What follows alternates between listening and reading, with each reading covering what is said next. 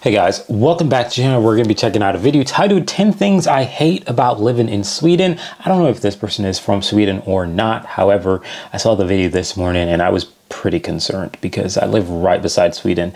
It could not be that bad, can it? Right? Because like Sweden, Finland's pretty similar. You see that right there? Yeah. Anyways, let's get right to this video, guys. Thank you for watching.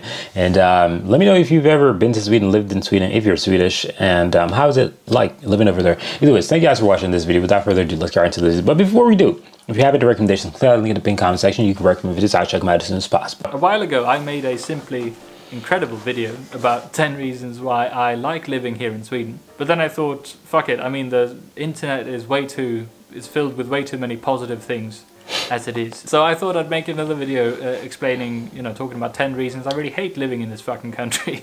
So for instance, between about October and March, most of Sweden for most of the time is covered in complete soul-crushing darkness. The sun just don't show up during 6 months of the year, Swedish summers are fine and Stockholm is lovely when the sun is out, But this doesn't make up for the months of depressing shit that's being pushed down your throat during the winter months here, in my opinion. There's a reason Swedish people are known to just stand in the sun for a while during the spring. Every Swedish person is essentially a fucking Dark Souls character. Now, number 2 might have something to do. I'd have to disagree.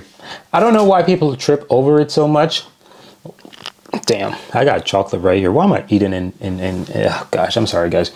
But when I first moved to Finland and, it was summer that I came here, obviously, and the sun just stayed up the entire time. I was really annoyed. Simply put, I was annoyed because I couldn't sleep. I'm not a party guy, so I guess probably that's the reason. I don't go outside often. I'm always in a dark room either way.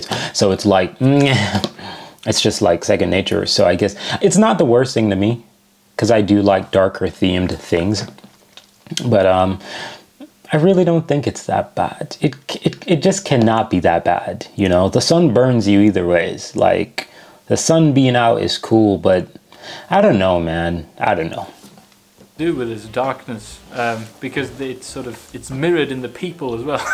It's a very known cultural thing here in Sweden that Swedish people have this sort of ice-cold barrier around themselves, that is very difficult to crack socially. This does not apply for Swedes living abroad, interacting with other Swedes, or Swedes in Sweden interacting with foreigners. So unless you're also a Swedish person watching this is like impossible for me to prove. And if you are Swedish, then but yeah, there's something going on between Swedes, or rather there's nothing going on between Swedes. It's good in the sense that Swedish people have very high respect for people's, personal space and stuff. But, random interactions with strangers is a big fucking no. Most Swedish people would rather run a cheese grater along their gooch than have eye contact with a stranger on the tube, Next one, Sweden is fucking tiny. Hold on, why would you want to have eye contact with a stranger on a tube? Tube. I finally know what tube is, but why not just say train? But tube. Why would you want to randomly just like, I don't know, I don't get that, but I don't have a problem with it either. But then again, it's just people. The thing is, most people think that this is unique to Sweden. I am tasting chocolate again. Most people think this is unique to Sweden, but it's really not. It's also in the United States. It's just that you do have a split, a contrast. So you have this and you have that, but the average Swede is probably just, while the average American is like that and like that. So you have a contrast, but there are plenty of Americans who are like this, plenty. And there's gonna be like lots of unfair stuff in this video, but fuck it.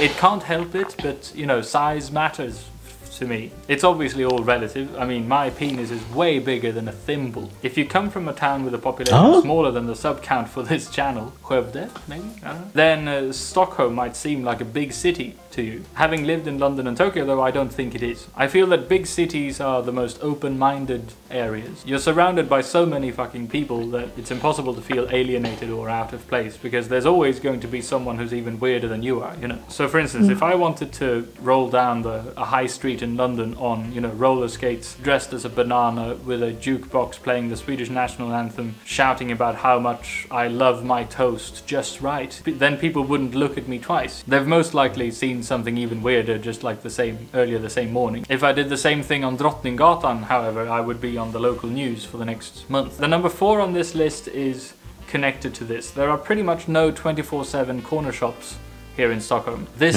sucks the anus. One of the things I miss the most from living in both London and Tokyo is that you could just pop down the corner at any time 7-Eleven and then buy whatever you need. This probably has to do with the sort of excellent worker rights and conditions here in Sweden. We don't want to force people to work awkwardly. Yeah, I hate it because it's the same thing in Finland. I hate it, but I love it at the same time. You know when you know something is just right, but you can't stand it at the same time?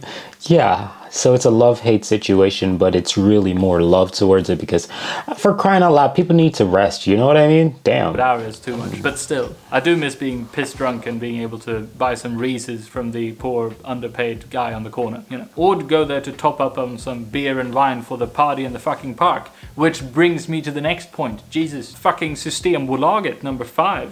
This is number 5? Yes. Now, the idea behind Systembolaget is a good one, I suppose. But fuck me, it sucks. For those of you who don't know, it is not possible in Sweden to buy alcohol from regular shops like you can in pretty much every other country around the world. You can only buy alcohol stronger than 3.5% at a licensed pub or restaurant or at Systembolaget, which is the state-owned company with a complete monopoly on this. It's actually the same thing in Finland with Alko. I think that's what it's called. But I heard that the law is kind of changing here in Finland regarding this. Shit. This is as close as we are to the socialist nightmare here, you know.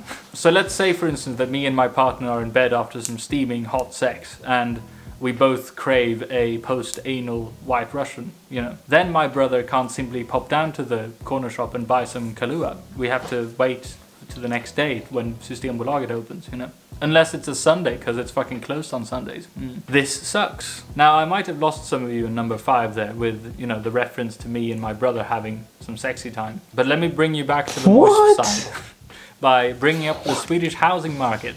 This shit is frustrating to the tits, you know. I slipped into this rental flat in central Stockholm on the biggest fucking räkmacka you can imagine. You know? Most people my age either live outside the city or have incredibly rich fucking parents who have bought an apartment for them, you know. And if you want a bigger apartment than this one in this part of town, you will literally have to wait about 50 plus years to get one. I went on a walk with my dad through one of these areas a while back, and we talked about how literally the only people who were allowed to live there were people who signed up for the queue system SKB back in the fucking 1960s. Compare that to me getting a place to live in London after looking for about a week, perhaps? Or like a month, tops, in Tokyo, you know? Now, I mean, sure, the London one might be shared with, you know, 5 other people, one of whom is a mold monster that was born in the bathroom, and the Tokyo one might be, you know, 2.5 square meters big, but still, they were easy to find, at least. Now, number 7, Felix Herngren can go fuck himself. Number 8. This next reason is completely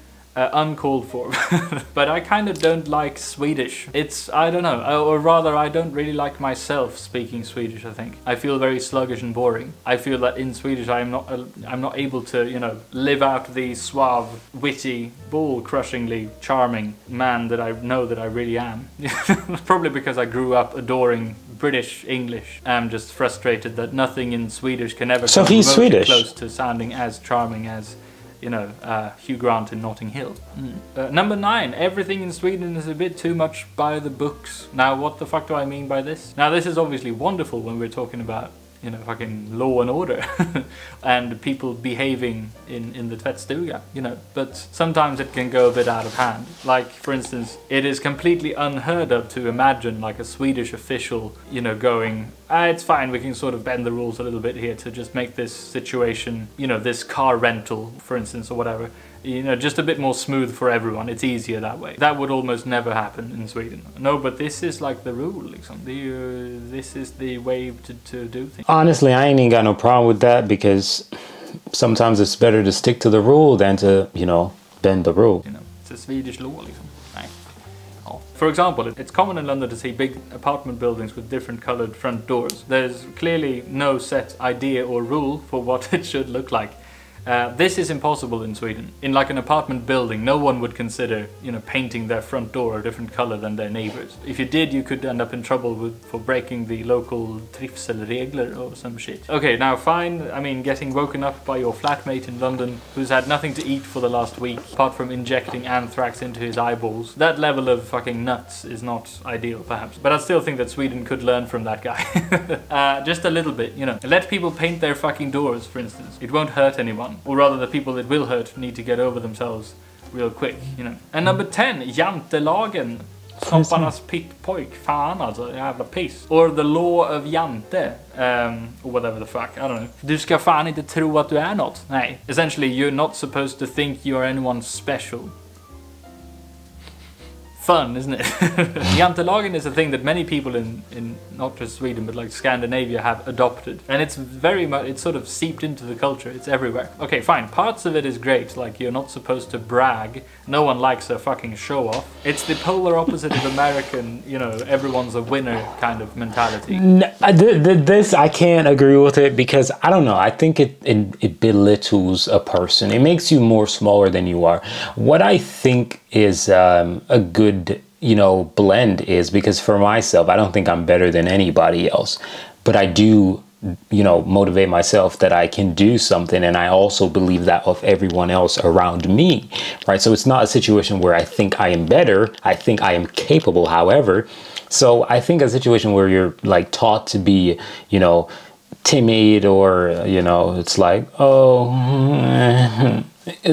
I don't think that's healthy, you know, because like, I just don't think it's healthy. I think, you know, being strong but knowing how to handle the strength is what I'm trying to say. I think that's where, you know, things become a lot better. So be successful, be motivated to be successful. If you want to be rich, be rich. If you want to be a doctor, be a doctor. If anything you want to do, have the drive to do it. However, it should be your aim to be like, oh yeah, I'm a doctor, you're a house wiper, cleaner, whatever. One of that type of disgusting behavior, right? I'm rich, you're broke. It shouldn't be that. It should be, I'm rich. That is what I want it to be. Amazing, awesome. That's how I look at life, you know, because we should strive to be great in whatever we think we're capable of being great in. No, everyone is a loser, and anyone who thinks otherwise is an obnoxious fuckface. You should behave and be like everyone else, otherwise you're just a dick-waving show-off, you know. So essentially, apart from the free healthcare, the free university tuition, social security, welfare, 5-week paid holiday, and very beneficial paternity leaves, Sweden is just a horrible, horrible place to live. So hello, welcome to the end of the video. We made another one. Fuck yeah. Thank you very much. Wow. Borderline had me depressed the whole time. Either ways, guys, thank you for watching this video. I'm out of here, too depressed to be here anyways. Link for the original video will be in the description, so you can check that out. But yeah, thank you. Thank you for watching. Peace.